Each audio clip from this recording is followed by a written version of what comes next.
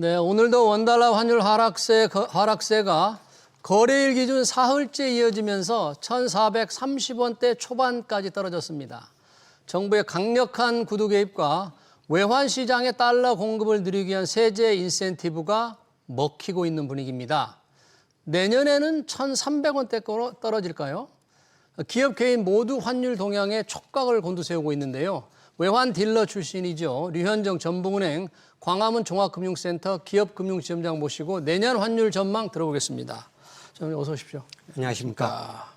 오랜 외환 딜러를 하셔서 외환 시장 전반을 좀 꿰고 계시는데 지금 거래일 기준 사흘째 떨어지고 있습니다. 예, 달러 환율이 지금 1,430원대 초반, 1,432원 3원인데 오늘도 지금 시장이 좀 하향 압력이 좀 큰 건가요? 오늘 분위기는 어때요? 예, 앞선 그 시장 안정화 조치의 그 여파가 계속 이어지고 있는 것으로 보고 있습니다. 예. 최근 들어서 지난주 초반까지 가파른 상승 흐름을 이어가면서 연고점을 위협하던 달러 대 원화 환율이 지난 12월 24일 이후에 예. 그 구윤철 경제부총리의 강력한 구두 개입 이후에 가파른 하락 흐름을 이어가고 있습니다. 예. 고점 대비하면 한 50원 넘게 하락한 그런 수준입니다. 일단 외환시장에서는 그 외환 당국의 구두 개입에 이어서 실제 그 달러와 매도 개입도 있었던 것으로 추정을 하고 있고요. 실매도 달러를 했을 것이다.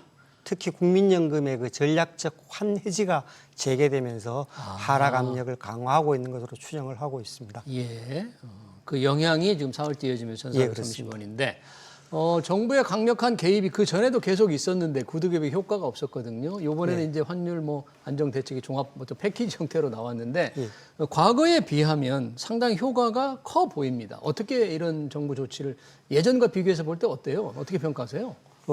최근의 그 외환 당국의 조치와 이번 조치를 비교를 해보면 앞선 조치는 근본적으로 이제 여러 가지 우려들이 조각조각 나왔다고 한다고 그러면은 이번에는 가장 강력한 조치라고 할 수 있는 국민연금의 환해지를 위한 달러화 매도가 동반이 되어지면서 영향력을 훨씬 더 키운 그런 모습입니다. 실제로 이제 외환시장에서는 외환당국의 실개입도 있었지만 거기에 대해서 국민연금의 환해지를 위한 달러화 매도가 가세를 하면서 상당폭 하락을 유도했다라고 평가를 하고 있습니다. 이 달러가 필요한 사람들은 굉장히 궁금해할 거예요. 야, 지금보다 얼마나 더 떨어질까? 내년에는 1,400원, 300원대 후반으로 떨어지는 게 아니냐? 이런 생각을 할 텐데 이게 지금 환율이 떨어지는 게 원화가 어떤 강세 요인이 새로 생겼다기보다는 수요 공급을 지금 조절하는 달러 공급을 늘리는 건데 이 수요 공급의 분위기가 완전히 지금 추세가 확 바뀐다고 봐야 됩니까? 확연하게? 저 개인적으로 결론부터 말씀을 드리면은 저 개인적으로 근본적인 수급 여건이 바뀌었다라고 보기는 좀 어려울 것 같습니다. 다만 단기적으로 그동안에 이제 외환시장에서 달러를 사서 해외 투자를 집행을 하고 매도를 환해지를 위한 달러 매도를 하지 않던 국민연금이 그 해외 투자를 위해서 달러화를 한국은행의 외환 스왑이라는 실제로 이제 원화를 담보로 해서 외화를 빌리는 겁니다. 외환 스왑이라는 그런 수단을 통해서 그 빌려서 그 해외 투자를 하면서 달러화 수요를 일단 없앤 부분이 있고요. 거기에 대해서 보유하고 있는 외화 자산에 대한 환율 하락 위험을 방어하기 위해서 선물 안으로 달러를 매도하는 소위 전략적 환해지를 단행을 하고 있습니다. 이와 같은 부분들은 적어도 단기적으로는 달러화 수요 억제, 공급 확대 조치의 역할을 할 수가 있겠고요. 단기적으로는. 예, 그렇습니다. 그리고 거기에 더해서 이제 좀 전에 앵커님께서 말씀하셨듯이 각종 세제 조치라든가 또는 수출 기업에 대한 달러화 매도 독려 이런 부분들은 일정 부분은 달러화 공급 확대 요인으로 작용을 할 수가 있겠습니다.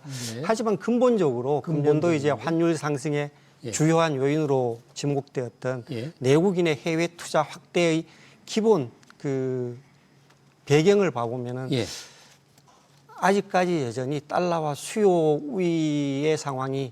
확대의 상황이 완전히 가셨다라고 판단하기는 좀 어려운 것 같습니다. 네, 내국인들의 해외 주식 투자를 위한 달러 수요, 주식 채권과 또는 기업들의 직접 투자 자금 유출 이런 부분들이 전반적으로 달러화 수요 우위를 형성을 했고요.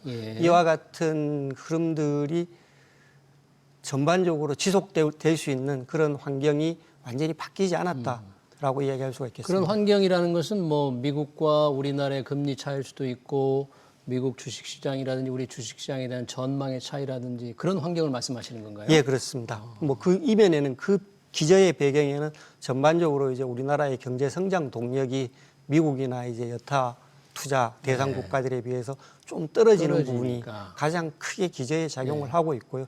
그 위에서 말씀하셨던 그런 어떤 투자 자산의 수익성이라는 부분들이 상대적 수익성이라는 부분들이 차이라는 부분들이 작용을 하면서 전반적인 해외 투자 확대 요인으로 계속 작동을 하고 있습니다. 그러니까 단기적으로는 수요 공급에 이제 달러 공급이 좀 늘어나기 때문에 원달러 환율이 떨어지지만 이 수요 공급을 획기적으로 근본 흐름이 바뀌기에는 그런 정책만으로는 역부족이다. 그러니까 이제 투자자들은 그걸 좀 궁금해하는 거죠. 자, 그러면 단기적으로 얼마까지 떨어질 것인가?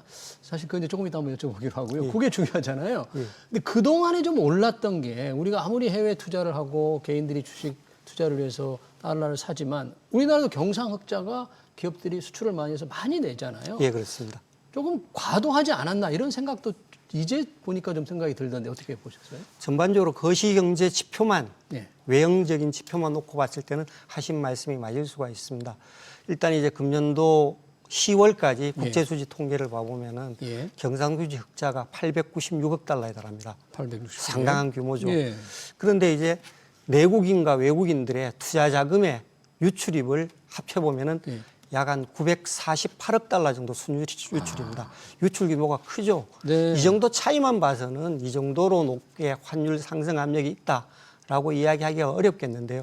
문제는 이제 이런 수지의 내면에 있는 그 구성 요소들의 어떤 이해가 필요한 부분이 있습니다. 어떤 건가요? 뭐냐면은 경상수지 흑자 규모의 그 대부분을 차지하는 그 소위 상품 수지 흑자 중에서 상당 부분은 국내 외환 시장에 유입되지 않은 부분들이 있습니다. 뭐냐면은 국내로 달러가 들어오지 않는다. 예, 그렇습니다. 상품 수지 흑자 중에서 한 3분의 1 이상이 그 내국 기업의 해외 현지 법인에서 수출하는 그런 수출이 차지하고 있는 것으로 보여지고 있습니다. 3분의 1이나요? 예. 뭐 그 중에서 상당 부분은 해외 현지 법인에 수출한 그 경상 상품 수지 흑자로 잡히는 그 국내 법인의 해외 현지 법인에서 수출한 자금의 상당 부분은 국내로 들어오지 않는 게 아닌가라고 추정을 하고 있고요. 경상 흑자가 많이 나더라도 달러가 국내에 풀리질 않는다 그런 얘기네요. 그 부분이 첫 번째 있고요. 그다음에 투자 자금 유입 중에서 외국인이 금년도에 국내에 투자한 게 한 520억 달러 됩니다. 그 중에서 채권 투자 자금 유입이 10월 달까지 기준으로 한 410억 달러 정도 되는데요. 일반적으로 채권 투자 자금은 보통 이제 환 위험을 회피하기 위해서 환해지 거래를 합니다. 환해지 거래를. 현물로 달러를 팔지만 선물로 달러를 되사면서 외환 시장에 미치는 영향이 상당히 작습니다. 그러다 보니까 이제 들어오는 자금의 공급은 외환 시장에 영향이 적게 미치고 또 들어올 것으로 예상되던 그런 자금 중에서 상당 부분이 들어오지 않고 이런 부분들이 있기 때문에 그 단순히 그냥 국제 수지표상으로는 이 정도의 수요 그 우위의 상황이 아니라고 볼 수가 있겠는데 세부 내용을 살펴보면은 완전히 다른 이야기를 할 수 있겠다라고 말씀드리겠습니다. 그러니까요. 우리가 경상흑자가 많이 나더라도 뭐 해외 투자한 것보다는 우리가 많을 텐데 이렇게 올라가는 게 좀 문제가 있지 않느냐는데 좀 뜯어보니까 하나하나 뜯어보니까 올라갈 수밖에 없었네요. 그리고 환율이라는 것은 우리가 원화 가치라는 것은 달러에 대한 비율이잖아요. 달러 1달러에 우리가 원화를 얼마 줘야만 달러를 사느냐인데 달러 자체가 올 한 해 전반적으로 이제 약세 흐름을 보였지 않습니까? 그런 거에 보면 또 우리가 원화가 이렇게까지 약해야 되느냐, 원달러 환율이 이렇게까지 올라야 되느냐 하는 그런 의문도 좀 있는데 이 부분은 어떻게 해석을 할까요? 그 일정 부분이 이제 달러가 약세를 보인 부분은 맞습니다만 사실 이제 달러와 약세가 좀 과다하게 그 평가되고 있는 인식되고 있는 부분들이 있습니다. 달러와 보통 우리가 이제 달러와의 변동을 이야기할 때 달러와 지수를 많이 이야기하는데요. 달러와 지수 기준으로는 금년도에 한 9% 가까이 달러가 약세를 보였습니다. 달러와 지수라는 게 이제 주요국 6개 통화 대비 달러와 지수를 얘기하는 거죠? 그렇습니다. 보통 이제 우리가 DXY라고 표시를 하는데 근데 달러와 지수 산정의 그 가중치로 유로화가 57.6% 정도를 차지하고 있습니다. 유로화가요? 그렇게 비중이 커요? 그런데 이제 그 금년도에 유로존이 경제가 회복이 되지면서 유로존의 중앙은행인 ECB가 상당히 긴축적인 모습을 좀 나타내고 있고요. 예. 반면에 미국 중앙은행 연준은 추가 금리 인하에 나서는 등 완화적인 입장을 유지를 하고 있습니다. 이와 같은 통화 정책의 방향성 차이가 달러와 약세, 유로화 강세로 반영되면서 전반적으로 달러와 지수 하락 요인으로 작용을 했습니다. 예. 그런데 이제 달러화의 다른 통화에 대한 움직임을 봐보면은 예. 뭐 엔화나 원화에 대해서는 사실 지난해 연말 대비해서 금년도에 큰 현재 시점 기준으로 해서 큰 차이를 보이질 않고 있고요. 네. 그리고 뭐 여타 주요 통화라 그럴 수 있는 캐나다 달러, 예. 호주 달러 이런 통화 대비해서는 뭐 한 3에서 한 5% 정도 약세에 머물러 있습니다. 예. 그래서 원화가 나홀로 약세다라는 그런 평가는 일정 부분 뭐 상대적으로 약세를 보이고 있긴 합니다만 나홀로 약세다라고 판단하기에는 다소 좀 과장이 있어 보인다라고 네. 생각을 하고 있습니다. 그러니까 달러화 지수, 달러가 주요국 통화에 대한 비율에서 떨어지는 것은 유로존의 유로화 가치가 조금 강한 모습을 보이기 때문에 이렇게 9% 정도 떨어졌다고 봐야지 실제적으로 일본 엔화 또는 중국 위안화에 비해서는 뭐 그리 떨어지지 않았다. 예, 그런 얘기잖아요. 그러니까 그렇습니다. 우리가 원화가 이렇게 뭐 약해지는 게 좀 어떻게 보면 당연하게 보일 수도 있다는 건데 요즘 엔화 환율 또 중국 위안화 환율이 상당히 주목되는 것 같아요. 예, 위안화 환율도 굉장히 위안화 가치가 뭐 강해진다면서요? 최근에 이제 중국 외환 당국은 위안화 좀 강세를 유도하는 그런 모습을 좀 나타내고 있습니다. 그러면서 상대적으로 위안화가 좀 강한 모습을 나타내고 있고요. 예. 엔화 같은 경우에는 뭐 최근에 일본 중앙은행이 정책 금리를 인상했습니다만 예. 여전히 엔화는 약세 압력을 받고 있습니다. 네. 뭐 전반적으로 일본 중앙은행이 금리 인상을 하긴 했지만 네. 지속적으로 추가적으로 뭐 빠른 속도로 금리를 인상하지 않을 것이라는 그런 예상이 시장을 지배하고 있습니다. 왜냐하면 한동안은 위안화 가치, 우리 원화 가치가 뭐 위안화 가치에 연동된다는 얘기를 많이 했는데 또 최근에 보면 아니다. 일본 엔화에 훨씬 많이 연동된다. 이렇게 예, 되는데 그렇습니다. 두 통화의 영향을 그렇게 민감하게 우리 원화가 받는 건가요? 보통 이제 외환 시장에서 트레이더의 입장에서 보면은 예. 그 바스켓을 구성을 합니다. 예. 예를 들면 아시아 통화 바스켓, 예. 신흥국 통화 바스켓 이런 식으로 달러 대 원화 환율 하나만 두고 보질 않고 여러 통화들과의 어떤 그 상대적인 변동을 쳐다보면서 소위 이제 투자를 포트폴리오를 운용을 합니다. 그런 측면에서 보면은 상대적으로 이제 일본 경제나 중국 경제에 밀접하게 영향을 받고 있는 우리나라 경제 이런 관점에서 위안화나 엔화의 환율 변동에 대해서 원화도 상당 부분 영향을 미친다라가 기본적인 어떤 경제적인 입장이고요. 거기에 더해서 이제 과거 경험치로 이런 이벤트가 있었을 때 위안화가 약세를 보였고 엔화가 약세를 보였을 때 원화도 약세를 보이더라라는 그런 경험치 학습 효과가 뭐 그와 같은 어떤 동조화 현상을 낳는 부분들이 있습니다. 네.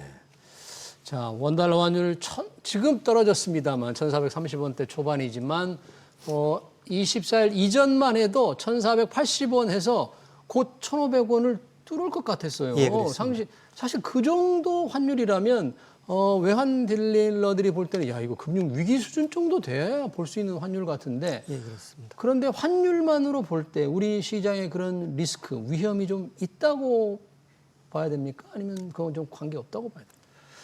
일반적으로 이제 과거의 어떤 경험을 기준으로 해서 고환율은 우리 경제 내지는 우리 금융시장의 위기 상황하고 동일시되는 그런 어떤 시각들이 있습니다. 예. 뭐 결론부터 말씀을 드리면은 전혀 그렇지 않다라고 말씀을 드리고 싶고요. 예. 뭐 과거 위기 시에는 기본적으로 투자 심리가 급격하게 냉각을 하고 거기에 따라서 위험 자산이 폭락을 했습니다. 그리고 돈을 빌리고 싶어도 금융시장에서 돈을 빌리지 못하는 소위 유동성 위기를 겪었었습니다. 뭐 전반적으로 이와 같은 부분들이 주가 급락, 그다음에 뭐 차익 금리 급등, 그리고 환율 급등의 현상으로 나타나면서 결국 환율 급등은 위기다. 그러니까요. 라는 등식이 성립하는 그런 모습이었습니다. 아마 그 트라우마를 가진 분들 많은 거예요. 예, 시청자들도. 네. 그리고 이제 이번에 환율이 급등했으니까 시간이 지나면 빠르게 하락할 거라는 기대도 있는데요. 이런 부분들은 기본적으로 이제 당시의 그런 위기 상황에서 정부 내지는 중앙은행에서 적극적으로 유동성 지원 확충 조치를 취하면서 투자 심리가 안정을 찾아가고 거기에 따라서 환율도 상승폭을 빠르게 되돌리는 그런 움직임을 보였었는데요. 현재는 과거와는 굉장히 좀 다른 모습입니다. 예. 주가와 환율 움직임이 완전히 다른 모습이죠. 예. 좀 전에 그 앞에 방송에서 말씀을 잠깐 언급한 걸 들었습니다만 뭐 주가가 지금 4,200. 그러니까 예, 뭐 아주 다른 좋습니다. 나라보다가 좋습니다. 금년도 퍼포먼스만 보면은 우리 최고 주가가 훨씬 더 높은 상승률이 상승률을 제일 보이고 높아요. 있습니다. 그리고 외화 금융기관들의 외화 차입 비용이라든가 예. 또는 우리나라 그 정부 채권의 신용부도 위험에 대한 보험료라 그럴 수 있는 CDS 프리미엄도 굉장히 낮은 수준에서 안정적인 모습을 보이고 있습니다. 네. 뭐 전반적으로 유동성 또는 투자 심리의 입장에서 보면은 네. 전혀 위기의 상황이 아니죠. 네. 전반적으로 최근의 환율 상승은 내국인들의 해외 투자 확대, 그동안의 경상 흑자를 통해서 벌어들였던 많은 돈들이 네. 보다 높은 수익을 쫓아서 해외로 배치되는 과정에 재배치되는 과정에서 달러화를 매수하는 달러화 환전 수요가 낳은 결과이다라고 이야기를 할 수가 있겠고요. 그러네요. 뭐 과거의 어떤 과치, 현재의 고환율이 위기와 연결되는 그런 모습은 전혀 아니다라고 말씀드리고 싶습니다. 그래요. 다행스러운 일입니다. 이렇게 원달러 환율이 뛰어도 이게 유동성 위기라거나 투자 심리의 어떤 위험한 상태를 가리키는 게 아니니까 다행스러운 일인데 환율이 올라가니까 뭐 수입 물가가 뛰잖아요. 예, 그렇습니다. 그러니까 중소업체들도 워낙 고생을 하고 또 물가가 또 나중에 오르면 전 국민이 피해를 보니까 당장 시장은 걱정이 아니어도 환율을 이대로 방치하는 것은 정말 곤란하지 않나 이런 생각이 드는데 그래서 이제 정부가 나선 거지 않습니까? 예, 여러 가지 대책도 만들고. 자, 그러면 그 효과가 단기적으로 나타나고 있는데 과연 어느 정도까지 효과가 있을까? 그러면 내년에는 전반적인 환율 수준 1년 전체로 보면 어떨까? 우리 지원장님 어떻게 내년 환율 전망하세요? 뭐 최근에 나온 그 전망 보고서를 봐보면은 상당수의 예측 기관들이 내년도 환율이 뭐 1,400 또는 그 이하로 하향 안정화될 거라는 그런 기대 내지는 예측을 하고 있습니다. 전반적으로 그렇게 예상을 한다는 거죠? 그렇습니다. 1,400원 아래로 떨어질 수도 있다. 예, 그런데 저 개인적으로는 상당 기간 동안에 고환율이 유지될 거로 예상을 하고 있습니다. 말씀하시는데 고환율이라 그러면 어느 수준을 뭐 1,400원 중반 내지는 그 이상의 상당 수준 높은 환율이 지속될 가능성이 높은 것으로 예상을 하고 있습니다. 그러시죠? 물론 이제 앞에 말씀드린 뭐 주요 예측 기관들의 예측과는 좀 다른 예측이라고 할 수 있겠는데요. 현재 환율 상승을 이끌었던 내국인 또는 외국인 투자자들의 전반적인 투자 자금 유출이 근본적으로 바뀌기는 좀 어렵다. 적어도 당분간은 생각을 하고 있습니다. 최근 그 환율 하락에 가장 적극적인 역할을 했던 국민연금 같은 경우를 놓고 보면은 국민연금은 기본적으로 해외 투자를 지속하는 한 달러화 수요처입니다. 공급처가 아닙니다. 계속 해야 되니까 달러를 계속 필요로 한다 이거죠? 예, 그렇습니다. 기본적으로 달러화 수요처입니다. 예. 최근에 이제 뭐 한국은행과 외환 수합 거래를 통해서 달러를 빌려서 투자를 하는데 언젠가는 갚아야 될 거 아닙니까? 한국은행 빌린 것도. 예, 그렇습니다. 결국 현재 달러화 수요를 이연시키고 있지만 궁극적으로 시점을 뒤로 미춘 것일 따릅니다. 거기에 더해서 뭐 최근에 취하고 있는 소위 전략적 환해지를 위한 달러화 매도세도 마냥되기는 좀 어려워 보입니다. 근본적으로 환율이 하락을 계속 하락 압력으로 계속 가중시키면서 뭐 1,300원대에도 달러를 팔기로 기대하기는 좀 어려워 보이고요.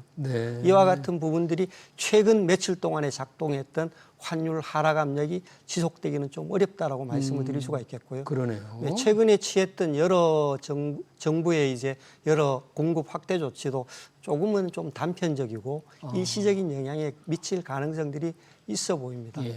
거기에 더해서 이제 내년도에는 우리 정부에서 약속했던 대미 투자가 집행되기 시작을 할 겁니다. 연간 200억 달러 상한을 줬지만 예, 그렇습니다. 그래도 영향이 있을 수 영향이 있을 수 있습니다. 정부 당국에서는 외환 시장에 미치는 영향을 없애겠다 또는 최소화하겠다고 이야기를 하고 있습니다만 투자 금액을 뭐 조정할 수도 있다고까지 얘기했거든요. 예, 외환 시장에 우려가 있으면. 예. 그렇긴 하지만 기본적으로 공급 요인은 아니지 않습니까? 일정 부분은 수요 요인입니다. 그죠? 추가적인 수요 요인입니다. 이런 부분들이 수요 우위에 대한 어떤 예상을 좀 높일 가능성이 있고요. 그다음에 이제 달러 대 원화 환율 변동의 또 다른 한 축인 글로벌 달러화 변동을 놓고 보면은 저 개인적으로는 내년도에 글로벌 달러화가 현재보다가 약세로 가기는 좀 어렵지 않은가 예상을 하고 있습니다. 미 연준이 이제 전반적으로 금리를 지금까지 낮춰왔고 내년에도 좀 떨어질 것 같은데도 달러가 약세로 가기는 좀 어려울 거다 이렇게 보는 거예요? 왜 그러시죠? 그거는 기본적으로 현재 시장에 반영되어 있는 시장의 기대치가 이미 연준이 내년도에 적어도 2차례 그 이상 금리를 인하할 것이라는 예상이 시장 가격에 이미 반영이 되어 있습니다. 최근에 나타난 그 경제지표 그 3, 4분기 미국 GDP 성장률을 보면은 전분기 대비해서 연율 4.4%, 4.3% 성장을 했습니다. 상당히 높은 수준이죠. 이와 같은 미국의 경제 상황을 놓고 봤을 때는 정상적인 어떤 통화 정책을 집행한다고 했을 경우에는 뭐 추가적인 금리 인하가 좀 제한적이지 않을까라고 예상을 하고 있고요. 그리고 이미 ECB 같은 상대국들은 이미 긴축적인 어떤 정책 입장이 시장에 반영이 되어 있습니다. 이를 반영하면은 달러화가 추가적으로 약세를 보이기는 좀 어렵지 않을까.